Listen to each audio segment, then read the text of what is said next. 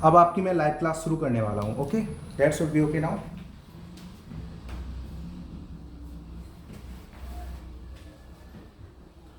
Fair enough.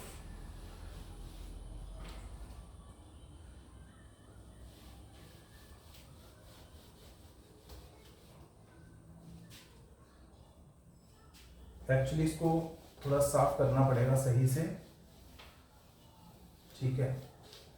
और आज हम आपको ऐसा पढ़ाने जा रहे हैं कि आप लोग 100% क्वेश्चन एक करके आओगे। आप ये समझ लीजिए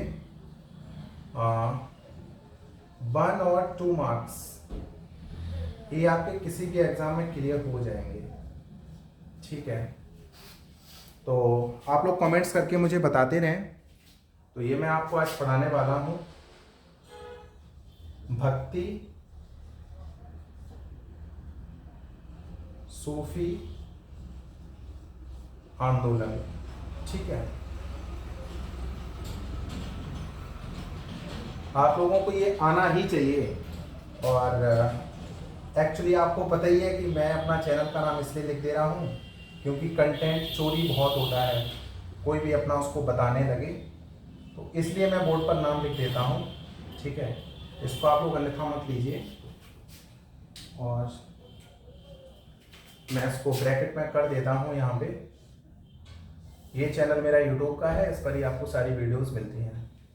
तो भक्ति और सूफी आंदोलन की हम बात करेंगे। तो आज हम इसमें बात करने लगेंगे पहले भक्ति की, ठीक है। भक्ति आंदोलन की बात करेंगे। तो जो हमारी हेडिंग होनी चाहिए वो भक्ति आंदोलन की होनी चाहिए, ठीक है।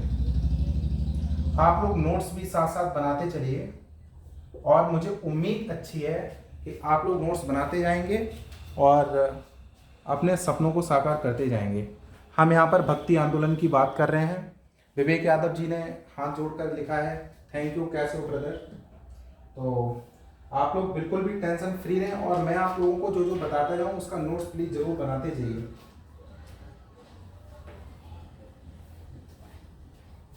ये जो भक्ति आंदोलन है इसके बारे में आप लोग ये एक चीज जान लो, ये जो भारत में भक्ति आंदोलन है ना, ये तुर्कों के आगमन से पहले चल रहा था। तुर्कों के आगमन से पूर्व। अगर आपके एग्जाम में क्वेश्चन पूछ जाता है कि भैया ये बताइए कि भक्ति आंदोलन चल रहा था, और उसमें अगर ये ऑप्शन दे दिया जाता वहां पर कि जो भक्ति आंदोलन है उसमें एक ऑप्शन होता है कि कब से चल रहा था, और उसमें एक ऑप्शन आपका है तुर्कों के आगमन से पूर्व चल रहा था, तो आप उसको टिक करके चले आओगे बिना आंख मूंद के, ठीक है। आंख बंद करके आप चले आ सकते हैं वहां पे, क्योंकि तुर्कों के आगमन से पूर्व चल रहा था और ये अकबर के काल तक चला। अकबर के काल तक चला, इतना आप समझ लीजिए। ये जो आपका भक्ति आंदोलन था, क्वेश्चन इनसे बनते ही बनते हैं।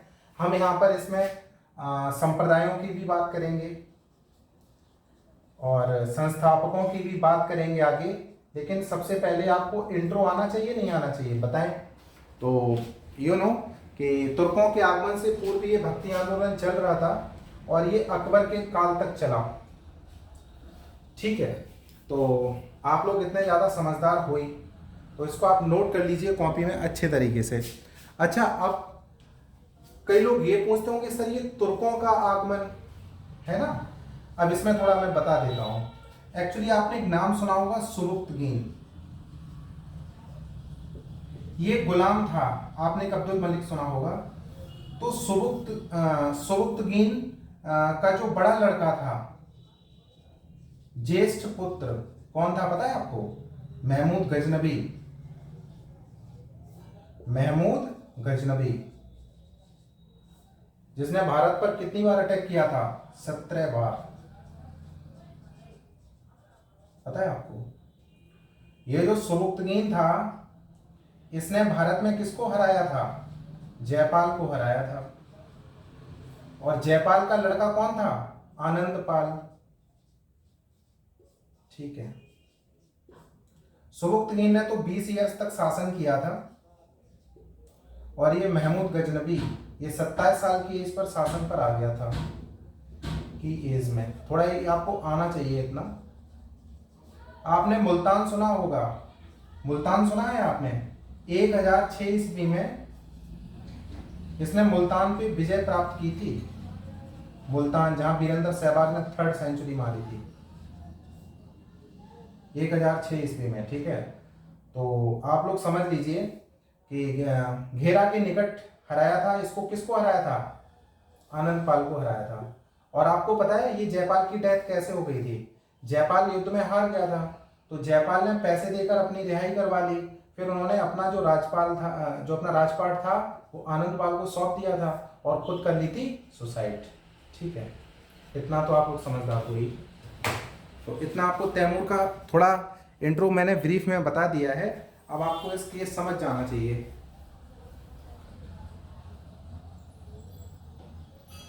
ठीक है,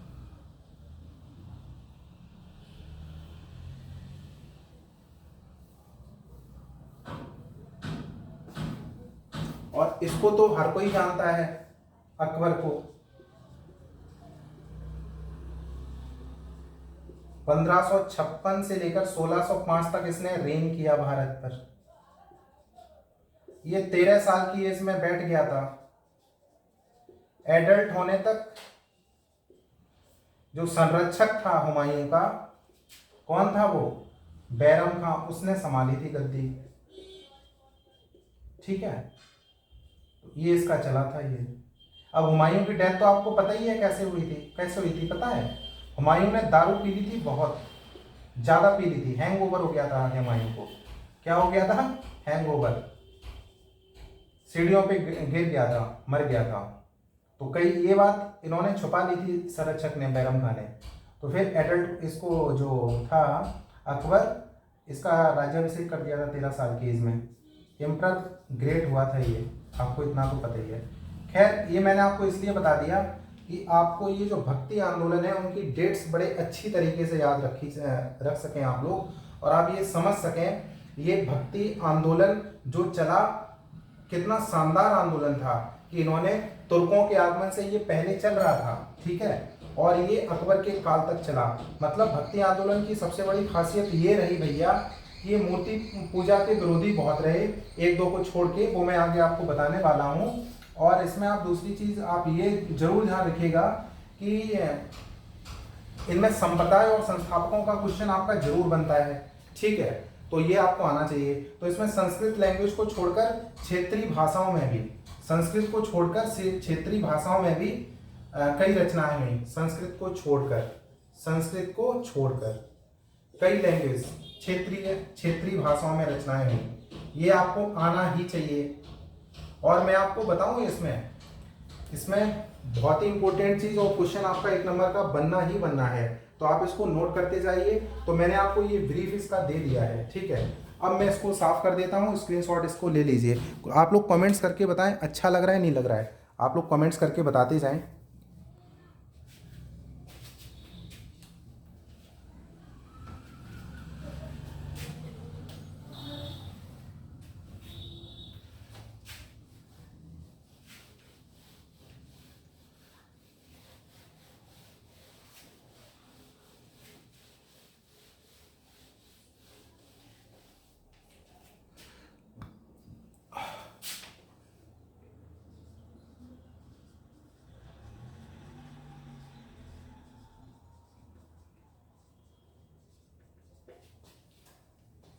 कमेंट्स करके आप लोग बताते रहें।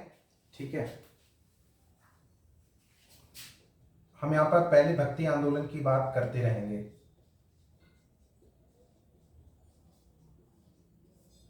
आप लोग नोट्स इनके साथ साथ बनाते रहिए, जिससे कि आप लोगों को समझ में आता रहे खूब। ठीक है,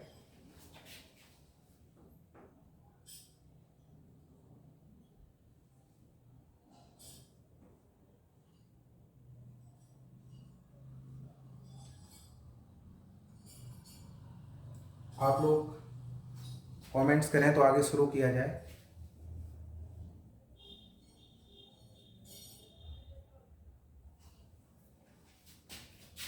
अब हम इसमें धाराओं की बात कर लें। किसकी बात कर लें? धाराओं की। तो इसमें धाराएं थी निर्गुण और एक धारा थी सगुण। अब आपसे ये पूछ लिया जाए कि निर्गुण धारा के कौन हैं इसमें से, सगुण धारा के कौन से हैं इसमें से, तो आपको ये चीजें सारी तो पता होनी ही चाहिए। अगर आपको ये नहीं पता होंगी फिर आप क्वेश्चन में करके भी क्या होगे बताइए आप। तो निर्गुण में दो बहुत ही फेमस नाम हुए, कबीर और नानक, इनको आप याद कर लीजिए, ठीक है। निर्गुण शाखा के ये जो फेमस थे बहुत, कबीर थे, नानक थे। आप इसको शेयर भी कर देना बाद में, इसका एचडी वीडियो भी मिल जाएगा आप लोगों को। और सगुण में अगर हम बात कर लेंगे तो वल्लभाचार्य, तुलसीदास, सूरदास, चैतन्य, ये आपने बहुत फेमस नाम सुने होंगे, तो ये आपको आने चाहिए। अब आप आपसे दे दिया इसमें से सगुण धारा के हैं और उसमें ऑप्शन बना दिए कबीर, नानक, एक ऑप्शन दे दिया वल्लभाचार्य और एक ऑप्शन दे दिया कि नन ऑफ दिस। तो आपको अगर पता होना चाहिए तो आप वल्लभाचार्य के बारे में अगर आपको पता होगा तो आप उसको करके चले जाओगे और टिक करके चले जाओगे, आपका ये क्वेश्चन गलत नहीं होगा। फिर ये तो लड़के हो गए, वल्लभाचार्य, तुलसीदास, सूरदास, चैतन्य, लड़का बोल रहा हूँ, खैर ये मेल तो थे ही। मीराबाई की भी बात कर लीजिए। मीराबाई तो बेचारी विधवा हो गई थी, भोजराज से शादी हुई थी, राणा सांगा का जो बड़ा लड़का था, लेकिन शादी हो गई थी। तो मीराबाई ने एक स्टेटमेंट दिया था कि परमात्मा पर गरीब का भी अधिकार है, परमात्मा को प्राप्त करने का अधिकार सबको है, और उन्होंने ईश्वर कृष्ण की साधना करी थी बहुत। तो निर्गुण में अगर हम बात कर लेंगे तो कबीर और नानक की। एक्चुअली भक्ति आंदोलन में क्या हुआ था, भक्ति आंदोलन का एक टैगलाइन थी, इसकी टैगलाइन सीधी सीधी आप ये याद रख लीजिए।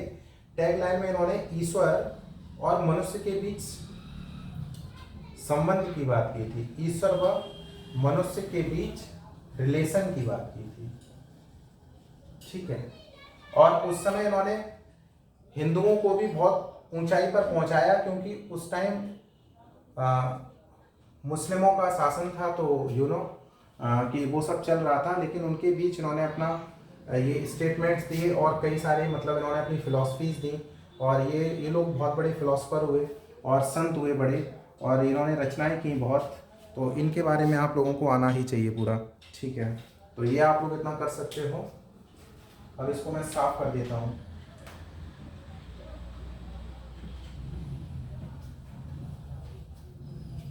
और अगर ये पूछ लिया जाए आप लोगों से क्वेश्चन, ठीक है,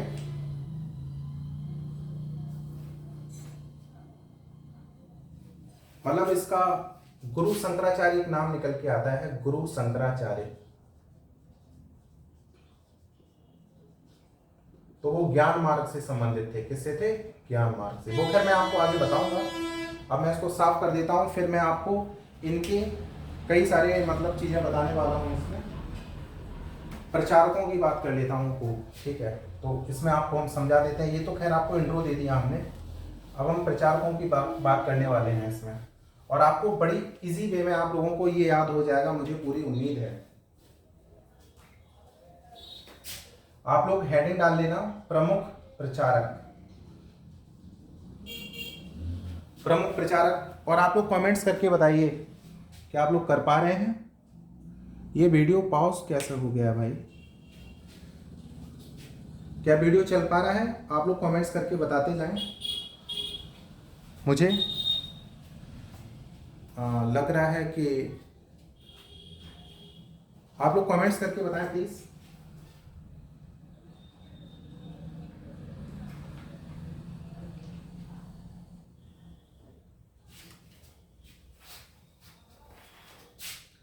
एक इसमें आप लोग कमेंट्स बताएं, लगता है आपको दिखाई नहीं पड़ रहा है।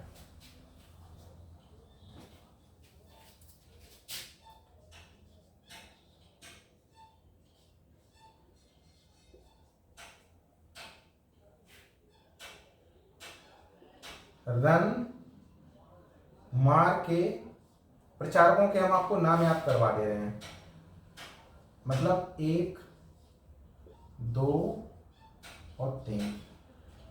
रन मार के बीसी ने एमटीएस कंपनी खोली, एमटीएस कंपनी खोली। प्रमुख प्रचारकों की हम बात कर रहे हैं, ठीक है। एमटीएस कंपनी खोली, क्या आप लोग देख पा रहे हैं? लगता है ये पॉज हो गया है। और ऑल इज वेल लिख रहे हैं, गुड इवनिंग। आप लोग मुझे कमेंट्स करके बताएं ये चल क्यों नहीं पा रहा, क्या चल रहा है वीडियो?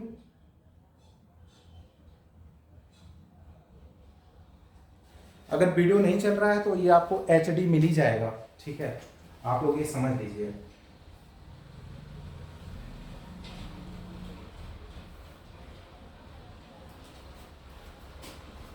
अब यहाँ पर अगर R की बात कर लें, अब अगर हम यहाँ पे R की बात कर लें तो एक ट्रिक याद रख लेना आप लोग, और उसकी ये ट्रिक है कि R for run, R for R क्या है यहाँ पे, RN MRK BC MTS। आपको ये चीजें याद रखनी पड़ेंगी। कैसे याद रख पाओगे? कि रन मार के BC ने MTS कंपनी खोली, तो आप इसको सीधा सीधा कर सकते हो। R फॉर क्या हो गया,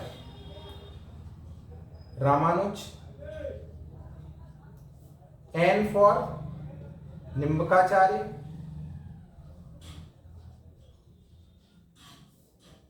M फॉर माधवाचार्य, और R for again Ramanand, K for Kabir,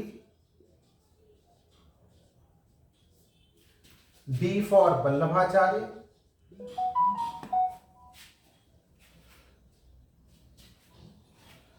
और लगता है कि आप लोगों को वीडियो नहीं चल रहा है। ओके, अभी देखता हूं,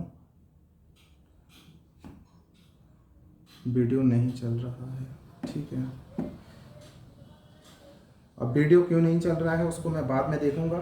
ये लेक्चर पूरा ख़त्म कर देता हूं यहाँ पर। तो रन मार के BC ने MTS कंपनी खोली, वल्लभाचार्य,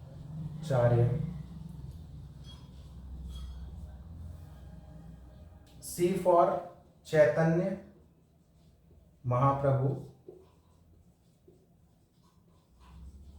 और M फॉर मीराबाई,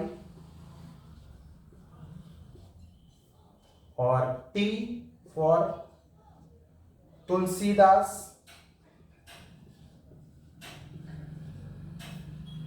और S फॉर सूरदास। तो ये आपको मजा आ रहा होगा दोस्त। तो आप अगर प्रचारकों के नाम याद रखें तो आप एक ट्रिक याद रख लेना, रन मार के BC ने MTS कंपनी खोली, मतलब क्रिकेट खेल के दौड़ मार के। R for Ramanuja, N for Nimbarkacharya, M for Madhvacharya, R for Ramanand.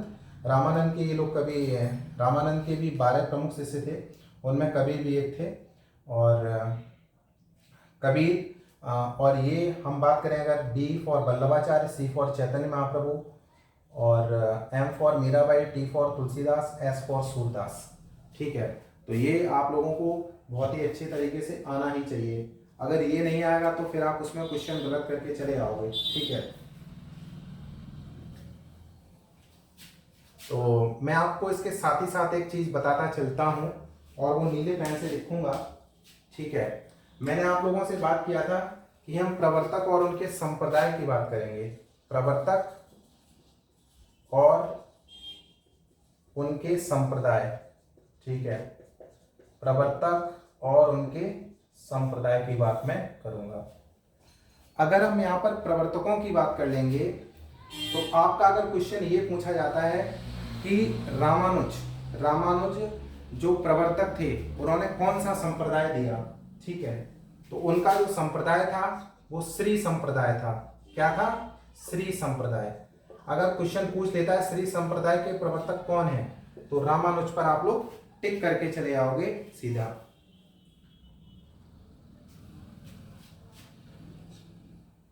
Okay, Nimbarka के बताइए आप लोग कमेंट्स करके।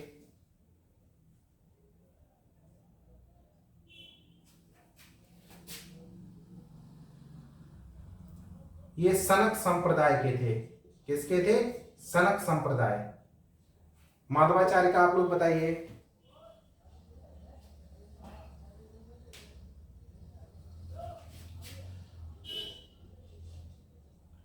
तो ये ब्रह्म संप्रदाय और हरियाली संप्रदाय, ब्रह्म संप्रदाय और हरियाली संप्रदाय। ठीक है, ये आपसे एग्जाम में क्वेश्चन पूछ लेगा तो आप लोग क्वेश्चन करके ये चले आओगे तुरंत।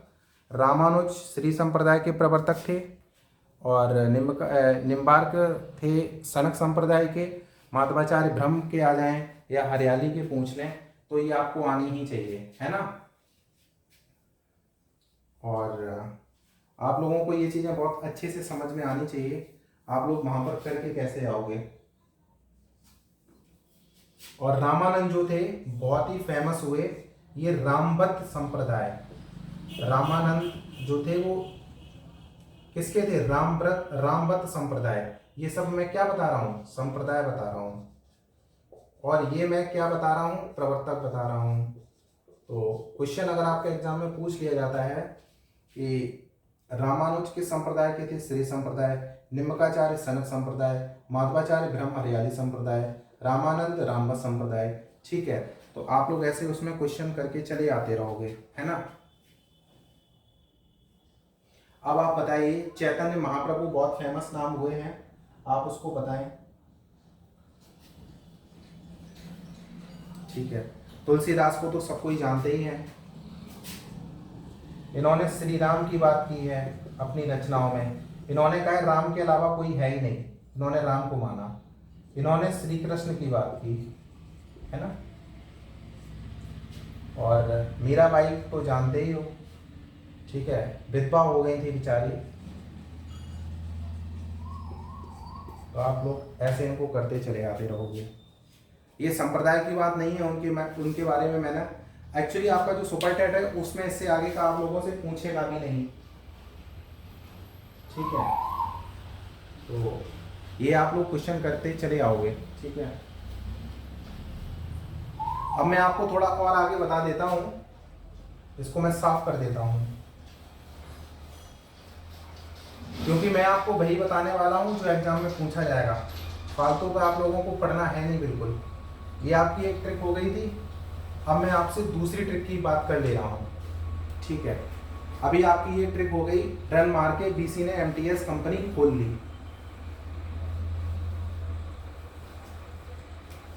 अब आप दूसरी ट्रिक याद रख लीजिए, ठीक है, और ये बहुत ही अच्छी ट्रिक है। ब्लैक कहाँ गया? ओके, ये है। तो इसको आप याद रख लीजिए, एमडी सर बीएसजी नेट खत्म। 24-25 प्रचारक प्रमुख जिनसे क्वेश्चन बन सकते हैं उनके बारे में मैं लिख दे रहा हूं यहाँ पे। तो एमडी सर बीएसजी की ज्योमेट्री, आप वो यू वाली भी होती थी, हम यहाँ पर यू वाली भी, वो ए वाली भी होती थी, हम यहाँ पर यू वाली भी की बात कर रहे हैं।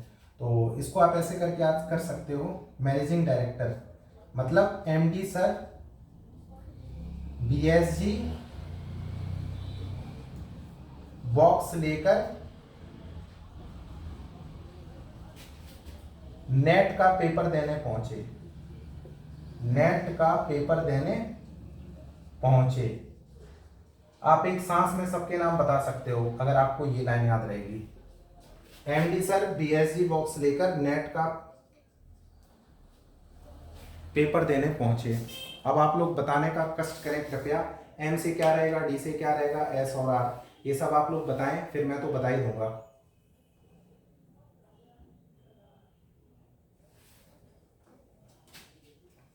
तो एम से आप लोग याद रख लीजिए, एम फॉर है मलूक दास, डी है दादू दयाल, दादू दयाल, ठीक है, और एस फॉर सुंदर दास, सुंदरदास बनिया थे। और आर फॉर रविदास। आप लोग प्लीज कमेंट्स करके बताते जाएं कि आपको समझ में आ रहा है या नहीं।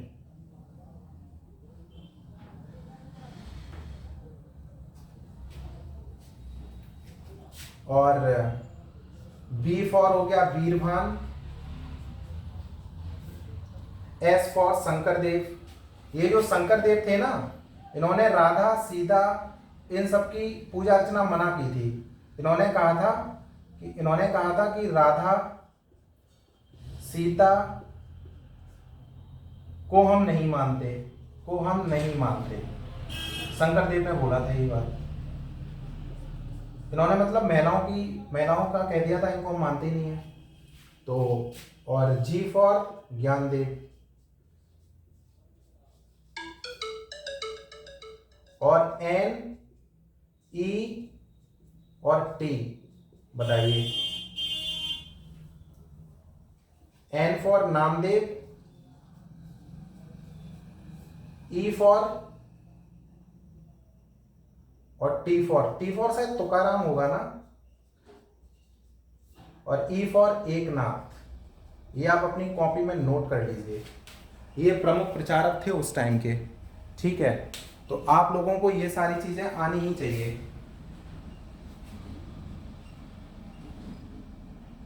ठीक है। तो ये आप लोग बहुत अच्छे से करके आ सकते हो वहां पे। मलुकदास हुए, दादू दयाल हुए, सुंदरदास हुए, रविदास हुए, वीरभान हुए, और ये सब हुए वहां पे। और भैया आप लोगों को मैं एक बात बता दूं, जो ये नामदेव थे ना, ये बाबा रामदेव के भैया समझ लो। बाबा रामदेव ईमानदारी से पैसा कमा रहे हैं, लेकिन उस टाइम ये डाकू रहकर पैसा कमाते थे। ये दर्जी भी थे, बाद में इनको इनकम कम हो गई तो ये डाकू बन गए थे। और ये डाकू बनकर भी भक्ति आंदोलन के प्रचारक रहे। तो समझ रहे हो, तो नामदेव ने तो अपना जलवा कायम कर दिया था, जो जलवा भी बाबा रामदेव का है। बाबा रामदेव का क्वेश्चन आगे बहुत आने वाले सालों में पूछा जाएगा, क्योंकि पतंजलि जो प्रवर्तक थे योग के, और उसको उन्होंने आगे फैलाया। तो नामदेव जो थे, इन्होंने भक्ति आंदोलन के ये प्रमुख संत थे। ये दर्जी थे और ये डाकू भी रहे थे अपने ज़माने में बहुत, ठीक है। एकनाथ, तुकाराम को तो कौन नहीं जानता है, शिवाजी से अटैच करो इनको। तो ये आपको ट्रिक याद होनी चाहिए।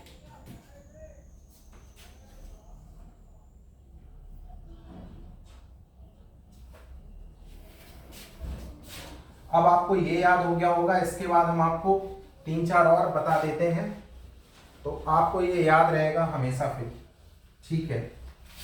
फिर आप कोई सा भी क्वेश्चन गलत करके नहीं आओगे। R B C B. R for यहां पर याद रख लीजिए, बी फॉर याद रख लीजिए, सी फॉर। आर फॉर यहां पर रामदास है, बी फॉर बहनाबाई है, ठीक है। आप लोग कमेंट्स करके बताएं कि आपको पता है।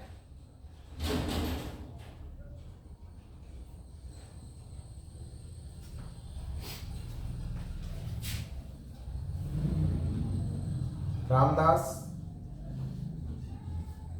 बहनाबाई और सी फॉर चंडीदास, और ये हो गए विद्यापति। ये भी बहुत फेमस हुए थे, ठीक है।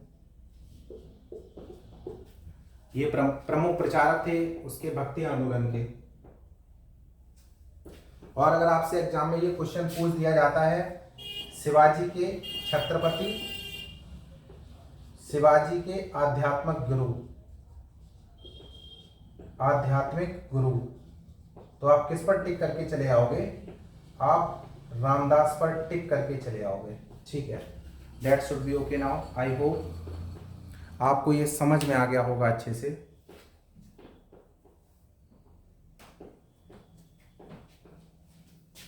ठीक है।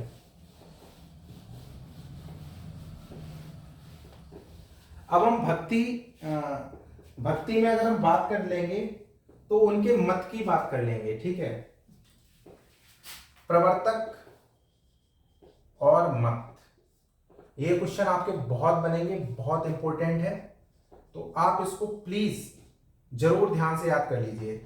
अगर कोई शंकराचार्य का पूछ देता है और ये पूछता है इनका मत क्या था, तो आप लोग मुझे कमेंट्स करके बताते रहें इनका मत क्या था। मैं सामने देख रहा हूँ आप लोगों के कमेंट्स, आप क्या लिखते हो यहाँ पर, तो आप लोग बताने का कार्य करें।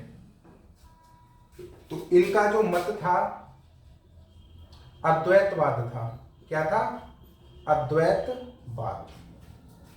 ये आपको अच्छे से याद हो जाना चाहिए। अद्वैतवाद को आप याद कर लीजिए।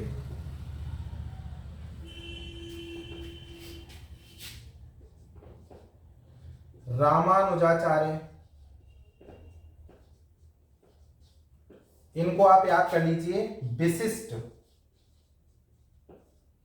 विशिष्ट अद्वैतवाद, ये आपका आंसर हो गया। ये पूछ लिया जाता है कि रामानुजाचार्य ने कौन सा मत दिया, तो आप सीधा सीधा करके चले आओगे कि इन्होंने विशिष्ट अद्वैतवाद का मत दिया। निम्बकाचार्य का पूछ लिया जाए, निम्बकाचार्य, तो इन्होंने द्वैतवाद इसका दिया। मैं आप लोगों के कमेंट्स चेक कर रहा हूं, आप लोग कमेंट्स करते रहिए। और क्या आप लोगों को समझ में आ रहा है अच्छे से, आप लोग मुझे कमेंट्स करके बताते रहें।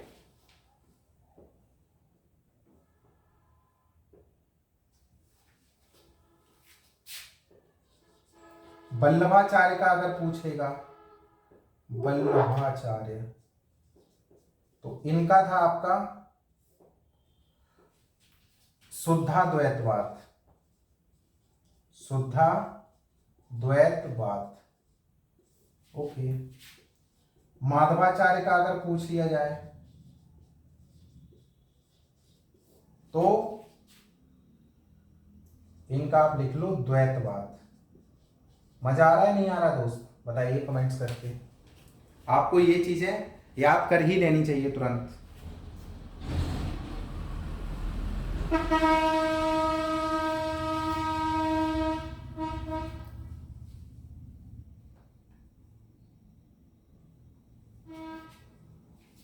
और अगर इनके संप्रदाय पूछ लेगा, संप्रदाय, तो वो तो मैंने आपको बता ही दिए हैं। आप लोग अपने इससे पहले जो जस्ट हमने आपको बताया है उसमें हमने इनको, आप लोगों को इनके संप्रदाय भी बता दिए हैं सीधे सीधे। ठीक है।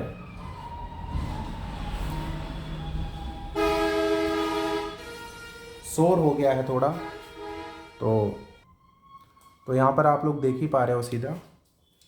तो रामानुजाचार्य का अगर पूछ लोगे तो मैं लिख देता हूँ श्री संप्रदाय,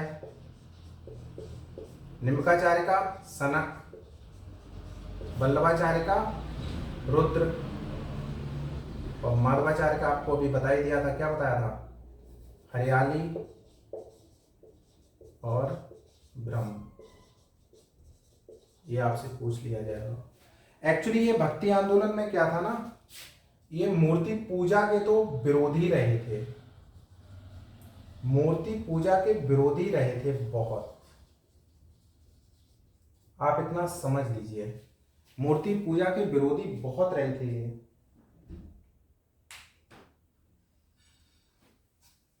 और भक्ति आंदोलन में एक नाम आता है कि चैतन्य जो थे, चैतन्य, उन्होंने मूर्ति पूजा का विरोध नहीं किया, नहीं किया विरोध।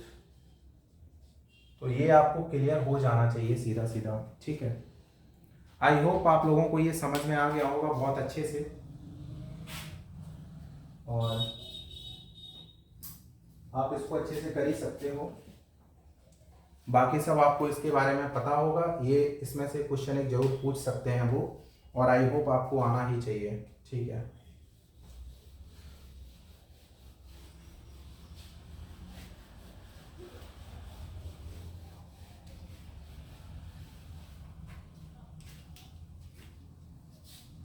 अब हम आपको सूफी मत बताने वाले हैं। क्या बताने वाले हैं?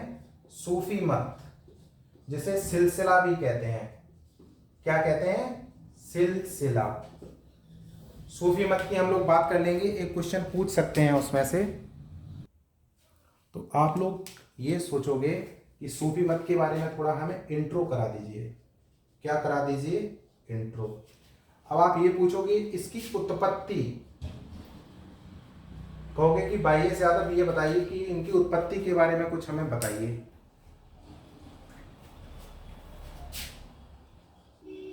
तो इसकी जो उत्पत्ति है वो वहदत उल वजूद थ्योरी से हुई है, सिद्धांत से हुई है। ये इस्लाम का ही है, वहदत उल वजूद सिद्धांत। और जो सूफी मत का जो प्रसार है ना दोस्त, वो 1200 से लेकर 1500 के बीच हुआ। आप ये भी समझ लो, बहुत ज्यादा। और सूफी मत का सिस्टम ऐसे पड़ गया क्योंकि गजनबी के साथ कई इस्लामिक संत आए। इस्लामिक संत आए, ठीक है। क्या आए? इस्लामिक संत।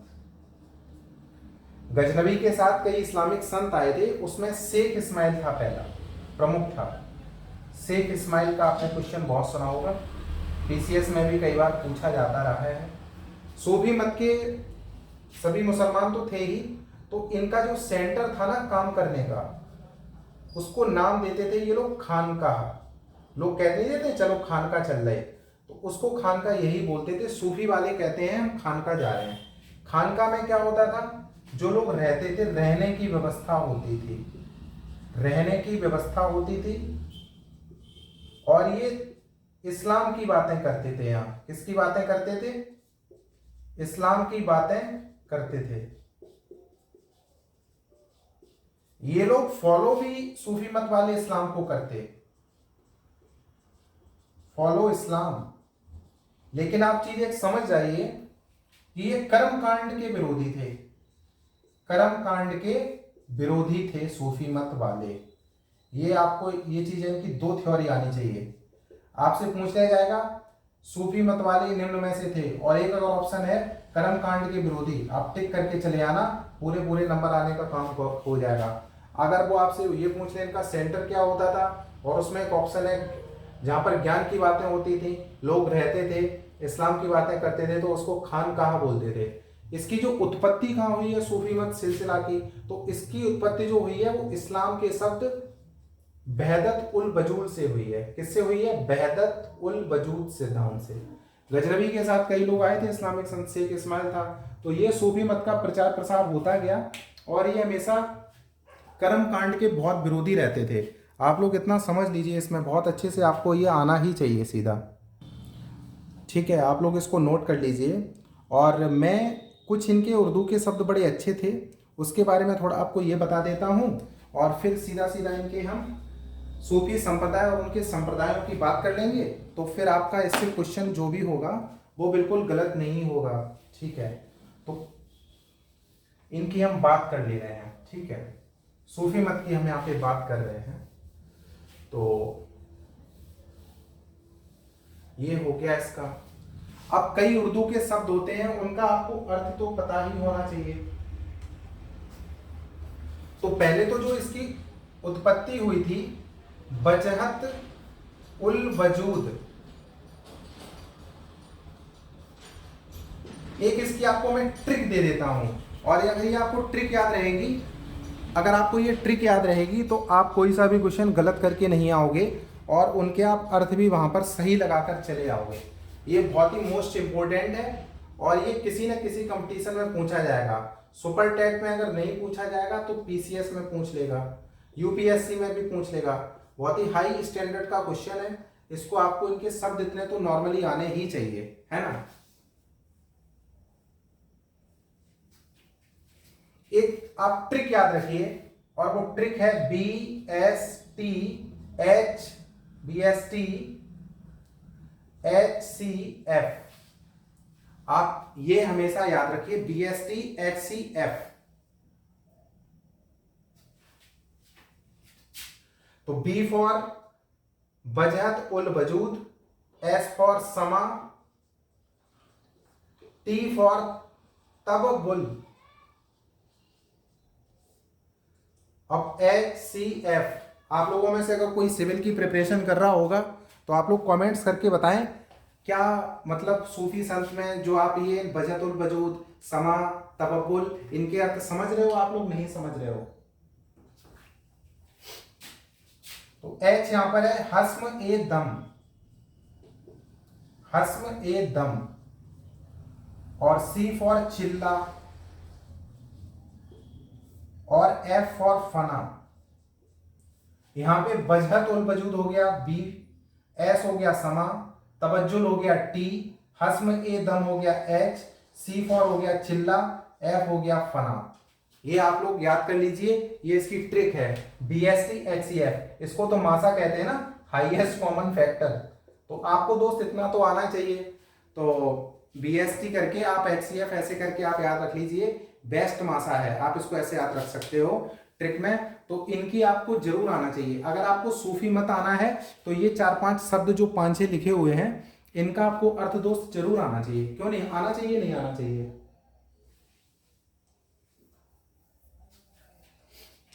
बजहत उल वजूद का मतलब क्या था? वो ईश्वर में विश्वास बहुत करते थे, वो इस्लाम को फॉलो करते थे, वो मानते थे सभी, वो कहते थे ईश्वर ऊपर एक है, वो सर्वेश्वरवाद की बात करते थे। तो बजहत उल वजूद का अगर हिंदी ट्रांसलेशन देखोगे तो सर्वेश्वरवाद है। समा क्या होता है? संगीत हो गया भैया। आप नहीं मान कह देते हो समा बांध दिया उन्होंने, ये कर दिया वो कर दिया, तो सूफी मत वाले लोग कहेंगे वहां पर समा होगा। क्या होगा? समा होगा। तो समा होगा संगीत और नृत्य, संगीत और नृत्य। इस्लाम को फॉलो करते थे तो ईश्वर की याद में वो संगीत और नृत्य, तो उसको वर्ड दे देंगे समा। समा माने होता है संगीत या नृत्य। बजहतुल वजूद इस्लाम का शब्द है, इसका मतलब होता है सर्वेश्वरवाद। और तबब्बुल का मतलब है परमात्मा में विश्वास। क्या होता है? परमात्मा में विश्वास। बाबा रामदेव आजकल हस्म ए दम बहुत कराते हैं, बाबा रामदेव आजकल हस्म ए दम बहुत कराते हैं। बात हो गई प्राणायाम की। प्राणायाम का मतलब ही हस्म ए दम है। प्राणायाम में भी सांस वांस ऊपर ली जाती है, कपालभाति, अनुलोम विलोम आप लोग करते रहते होगे। That should be okay now, I hope you will get your answers. तो ये आपको ये समझ में आना ही चाहिए। हस्म ए दम को आप उर्दू का है और इसको प्राणायाम कह दोगे आप।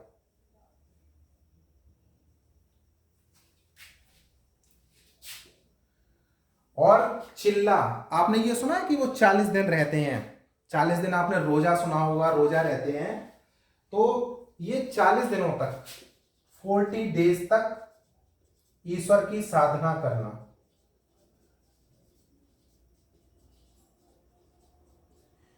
चालीस दिनों तक ईश्वर की साधना करना। फना, हिमेश रेशमिया का एक सॉन्ग आया था दोस्त, हम तो हिमेश रेशमिया का सॉन्ग सुन लेते हैं। तो हिमेश रेशमिया ने वो गाया था ना, फना हो गए, फना हो गए। आप लोग कमेंट करके बताओ वो कौन से सॉन्ग की टैगलाइन है, फना हो गए, ऐसा ही कुछ है यहाँ पे। तो मतलब जो ईश्वर से प्यार कर बैठता है।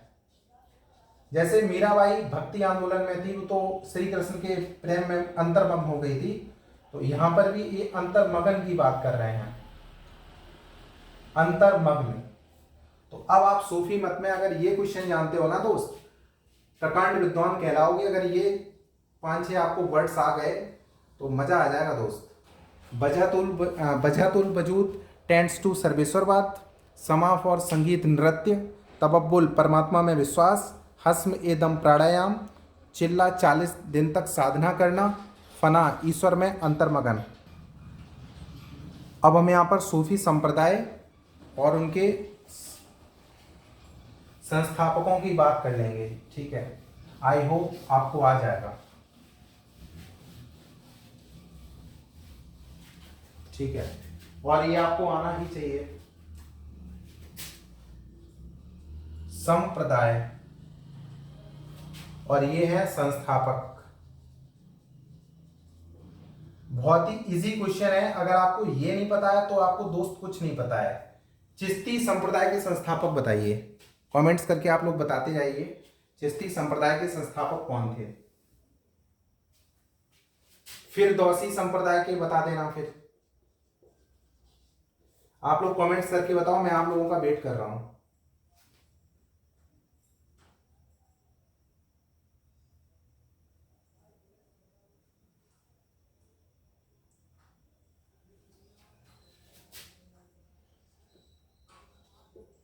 ऋषि आंदोलन, ये बहुत इंपॉर्टेंट है, यूपीएससी में 2 बार पूछा है।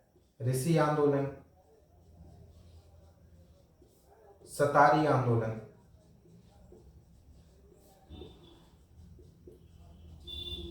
ठीक है, आप लोग इनको कर रहे होंगे। अब आप बताइए, चिश्ती, फिरदौसी, ऋषि आंदोलन, सतारी आंदोलन।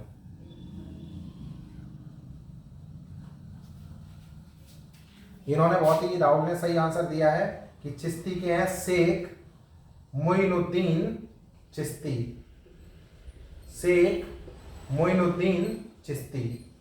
Very good. फिरदौसी संप्रदाय की बताइए, कमेंट्स करते जाइए आप लोग और मुझे बताते जाइए, मैं तो लिख ही दूंगा फिर यहां पर।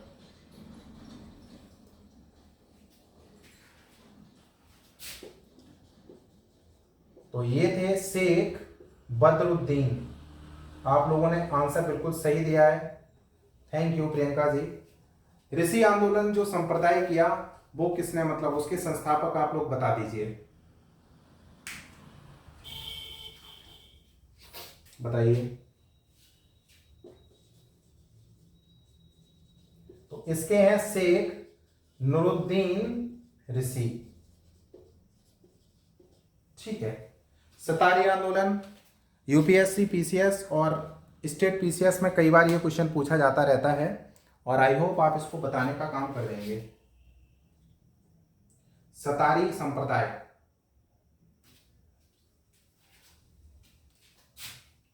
आप इसको जम्मू कश्मीर से जोड़ लीजिए, फारूक अब्दुल्ला, मतलब अब्दुल्ला है, फारूक अब्दुल्ला नहीं है, शेख अब्दुल्ला सतारी, ठीक है।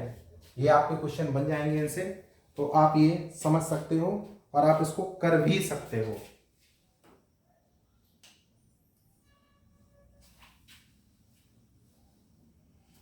अच्छा, एक क्वेश्चन अगर आपका ये पूछ लिया जाए, अबुल फजल का आप लोगों ने नाम सुना ही होगा, अबुल फजल, अबुल फजल, तो उन्होंने आईने अकबरी लिखी थी, ये तो बच्चा बच्चा जानता है। आईने अकबरी किसने लिखी, अबुल फजल ने।